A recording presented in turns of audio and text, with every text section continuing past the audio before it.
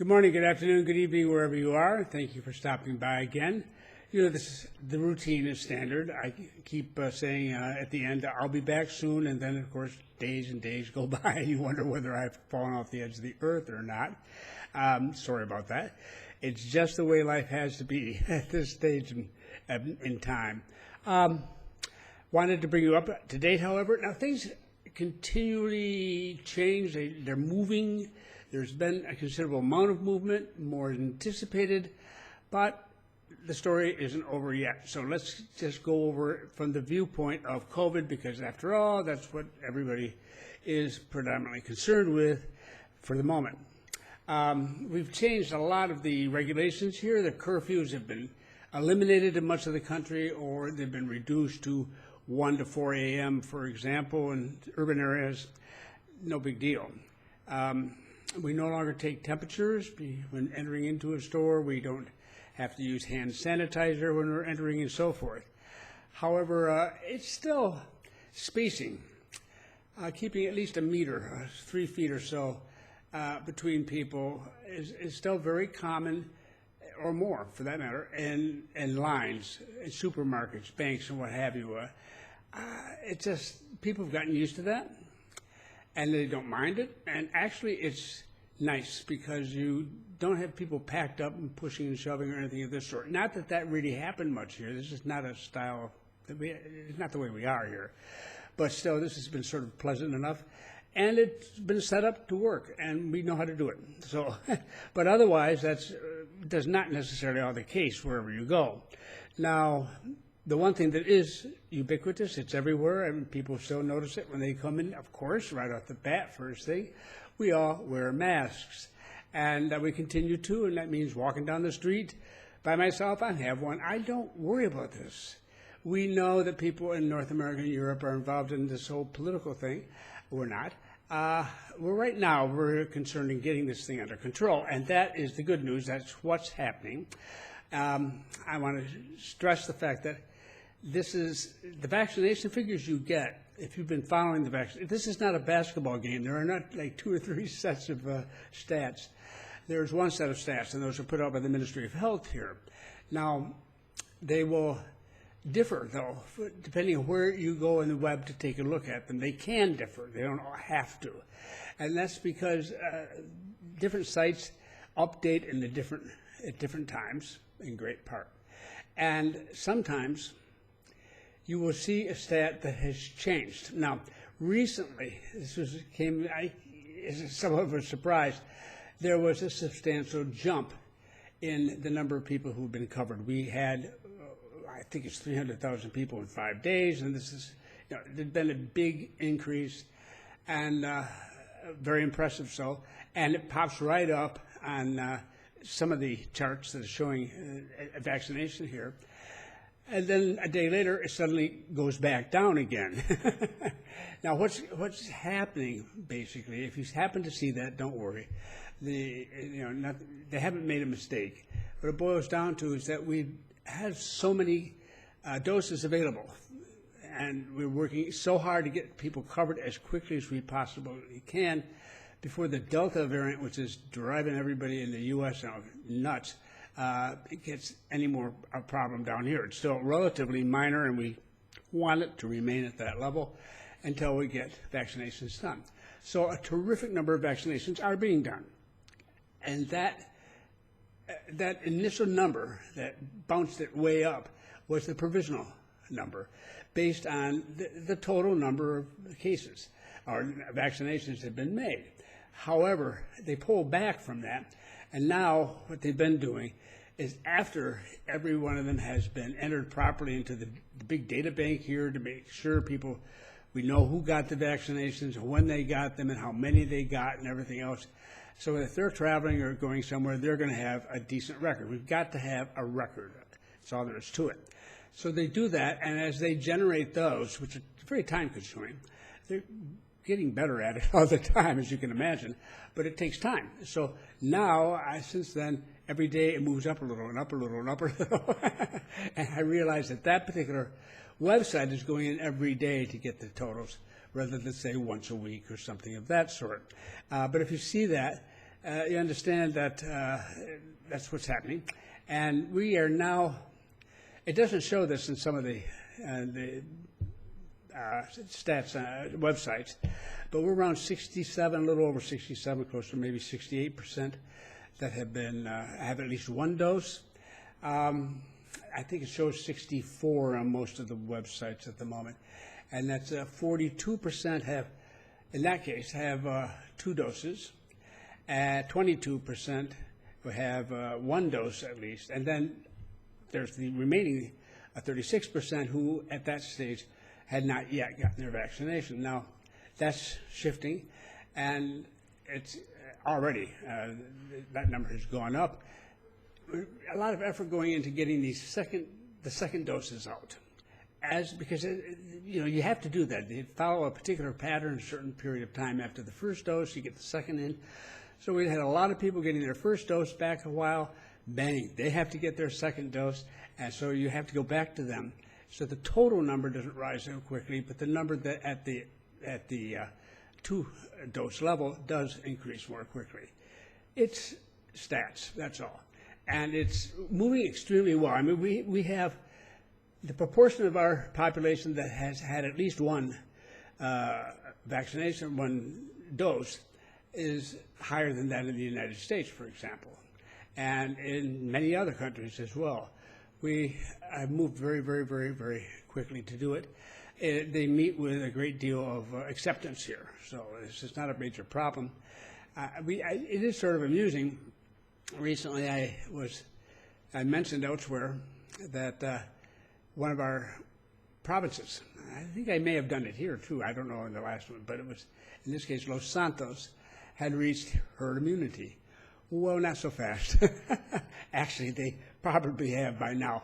But what had happened was Los Santos had had a period in which they'd had a number of announcements at different centers where people could come in. This is a rural area in great part outside the cities and towns in that province.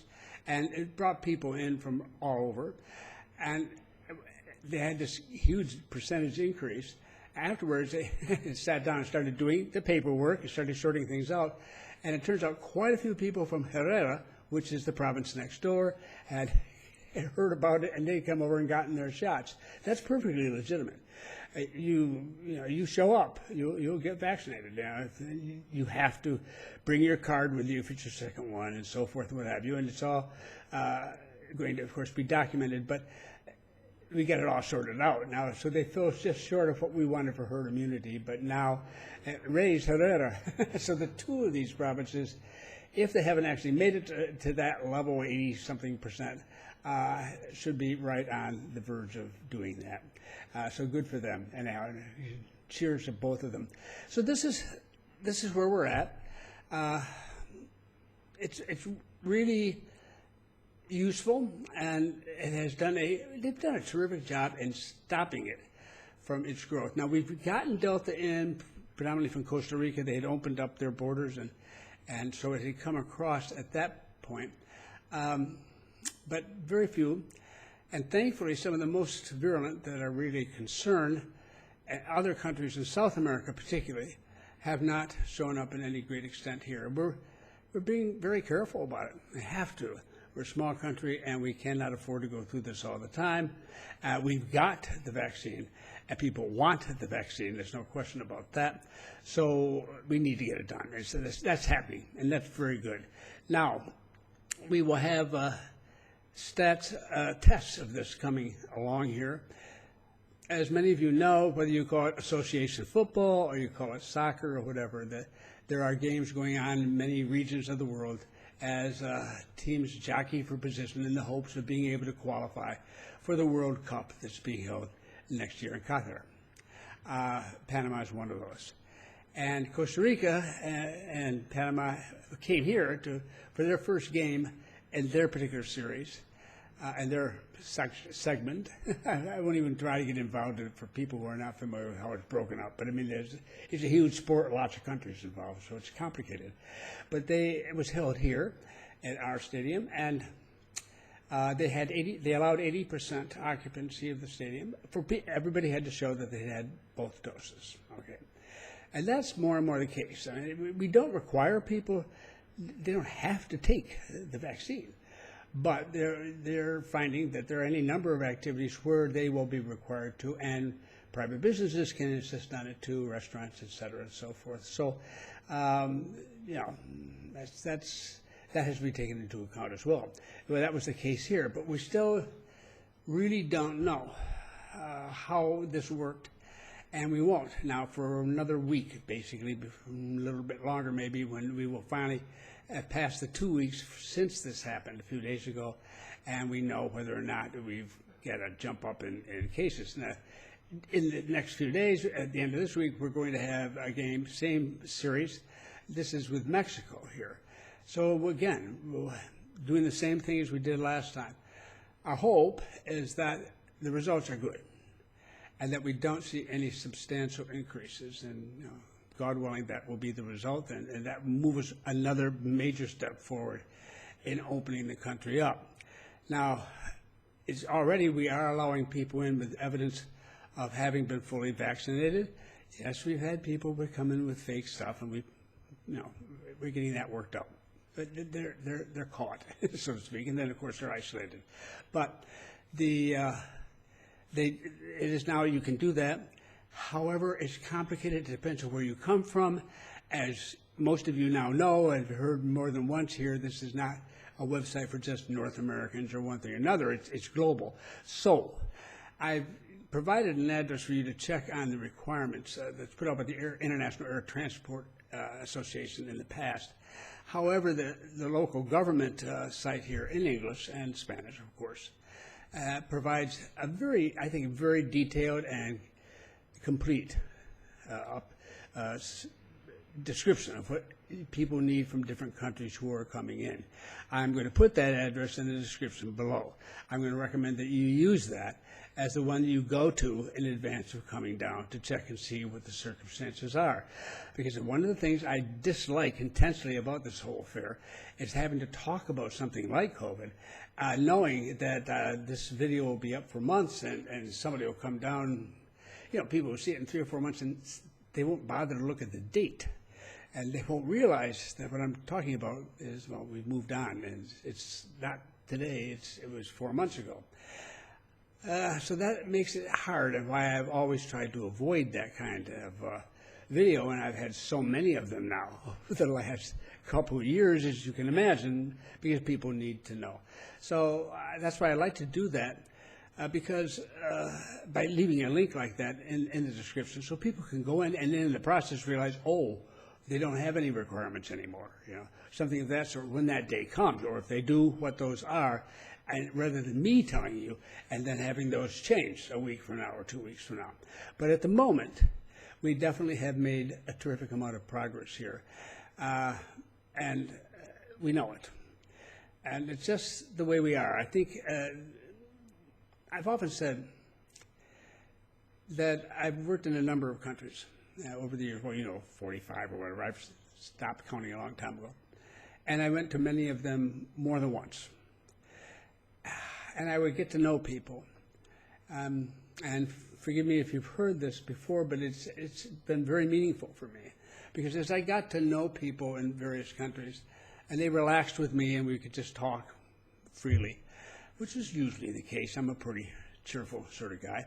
I would ask them, tell me about your country. Really leaving it open to them to say whatever they want to. Tell me what you feel about the country. And there were 2 basic groups that we broke into. Both groups would talk about the current time, but as they went on, one group would tend to focus on the past, on the glories of the past, or how much better things were in the past. And the other would be talk more about where they were headed, what the future held for them, and what their hopes were for the future. And I noted this. I mean, I'm constantly doing this sort of thing. It's just part of who I am.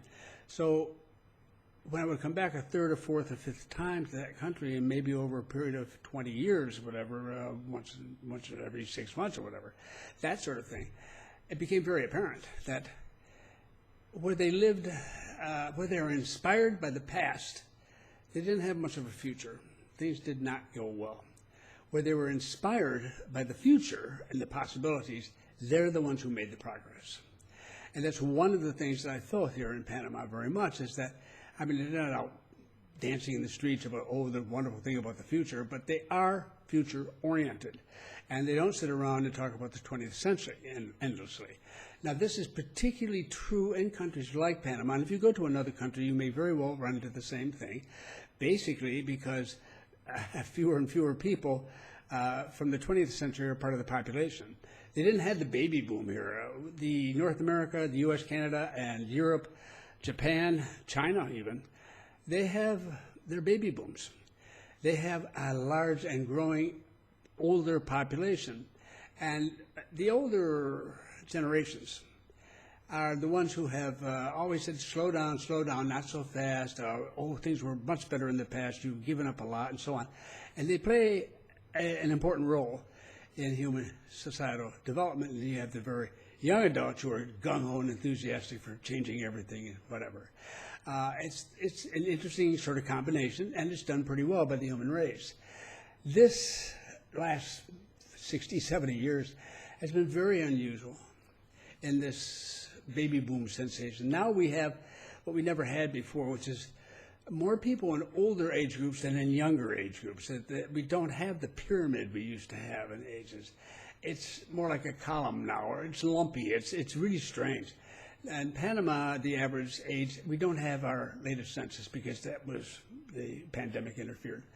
Hopefully we'll have that later this year. But it will probably show at least 29 and possibly 30 is the average age of a Panamanian. Now, we know that for the world as a whole because we got all their population, all their censuses, you put them together, you can get a good idea. And 30 is about the average for the planet. Now, I went and did some research in this some time ago, not that long ago, but a few years ago, and preparation for an article for Barron's, which I never got around to submitting, but it's been a very interesting exercise. And I looked at countries where they had an average age of 35 or older, and those where it was 25 and younger. And the biggest challenge for those where the average age was 35 and older is that it's a higher average age because there's a much larger, older crowd, retirees, or that age, retirement age. They may not be retired.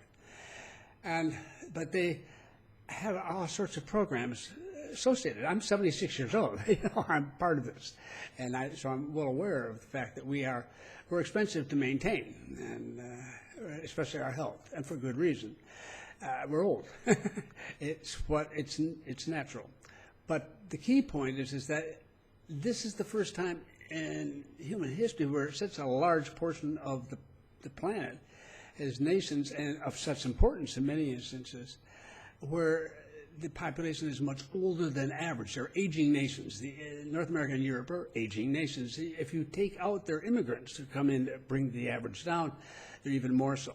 So if you look at it, on the whole, North America, Europe, these nations are 10 to even as much as 15 years older on average than here in Panama, or in other nations which are toward the global average. And that has an impact on how people look at things. And it's very, very, very interesting to see it. And that's why I always tell people in my age group, I say, you aren't going to be young again. Forget that. But being young doesn't just mean sitting around having fun, because it wasn't really that way. When you grew up, you worked hard to get what you wanted and to develop and to grow. We need to keep working. We need to keep doing something constantly, something that challenges us. It doesn't have to be something really incredible or astonishing that anybody's going to do a movie about later. If you've got something like that, that's cool. But you do want to keep very active, and it's very noticeable. I've done a lot of research in this too. I once did a considerable amount of writing on aging as a process and so on and so on. Staying active, and not just physically, yes, but intellectually, emotionally, any way you can, staying that way definitely shows up positively when you get even older. And the negative comes when you don't. And so at 65, if you're that way and you keep that going, at 75, you're going to be much more alive and alert. And at 85, you can still be that way. even if physically you're having more and more problems. It's the head that really is important here. And care and feeding of your head, of the brain, of your mind. And that's really simple. So I always encourage you, I don't care what you do, but try doing things that are different and unusual. And you are among those who are thinking of moving to another country. Wonderful. It's not going to be a walk in the park. It's not going to be everything you think it's going to be. It is going to be different. You will be challenged. You will have things you have to overcome. You'll have to have a sense of humor sometimes because things just don't work out. Other people are having exactly that experience when they come to your country, believe it or not. We all think our countries have got it right, you know. But that's the fact. This is one of the most important things that older, and I'm talking the older crowd, but it doesn't hurt in middle age or younger, because I have people who are in their late 20s and their 30s and this are out there in the audience too. It's everybody. If you're doing something like this, or you're really coming to grips with something along these lines, it just makes a huge difference, and you will benefit from it. And 5 years later, you'll see the difference between yourselves and people who haven't done it. It's as simple as that. And you'll comment and remark on it to me now here, but you would never say it to their face because you don't want to insult them or embarrass them. And it's true. That really makes a major difference. And I hope that you understand that this is doing it for your mental health as well as your physical health. And to look at it from that viewpoint, understand that it's challenging. And this is certainly, this whole COVID thing has added an additional challenge onto everything else. Okay, so be it. Suck it up, work with it, make it work for you, and help you stay on top of things. It's a continuing challenge. But I'll tell you, I've known teenagers and people in their 20s who really need to do something like this too. They're old before their times.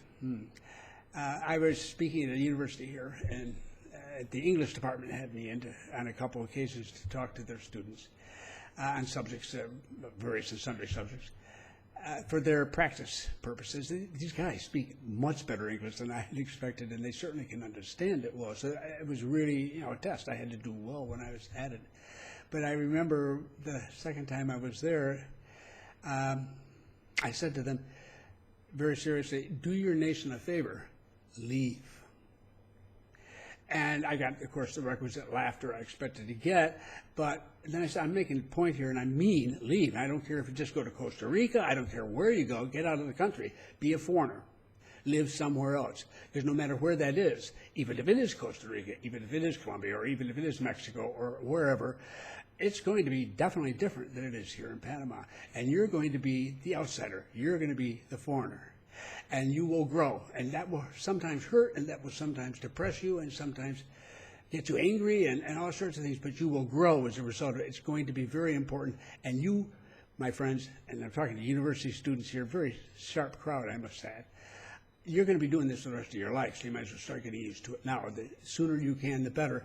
But if you don't have a lot of money to do this sort of thing, it doesn't prevent you from getting a bus and going up to San Jose in Costa Rica and spending some time there when you have that opportunity, so on. So it's really for all ages, but I just want you to know that it's one of the joys of working and trying to reach out to people like you is knowing that you're really, whether you purposefully or not, you're really doing something that's going to help you and going to make you happier and a better and stronger person in the years to come, no matter what your age is now. And so I salute you for that. And that's one of the reasons why I do what I do when I get around to it. And I try my best. Now, one last comment. I have to answer a question that was been asked. Oh, boy. Here we go. About Don Quixote. Do you see him? Let's see if we can get him up here. Yeah, this has been behind me for a very long time. I've had others as well, and maybe I'll talk about them. Each has a story. This one was, this was way back, one of the early ones, about 14 years ago, and I've been here 17, remember, and I was with a friend, we were driving around his car, he stopped to get gasoline, and I was just standing around while that was happening, and this, Panamanian gentleman came up with this painting, but rolled up, and he unrolled it. It wasn't framed.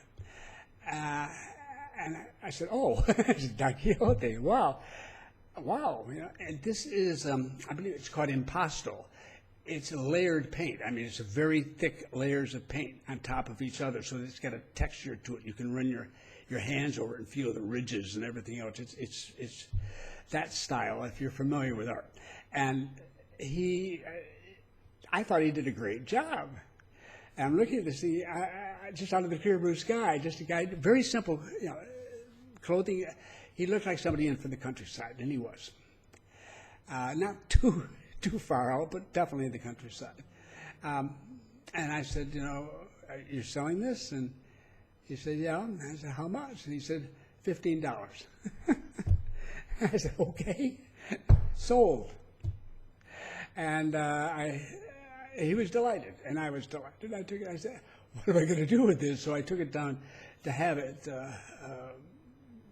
matted and set up and framed as it is now, which is a heck of a lot cheaper to be do here than it is in the U.S., I might add. I haven't done it recently, so I don't know. Prices may have gone up substantially, but I'll bet they're still substantially cheaper than they are in North America. I don't know. Can't speak for Europe. But I did, and that's been with me ever since. And I went back, oh gosh, it was a year or so later, because people would ask me, what happened to this guy?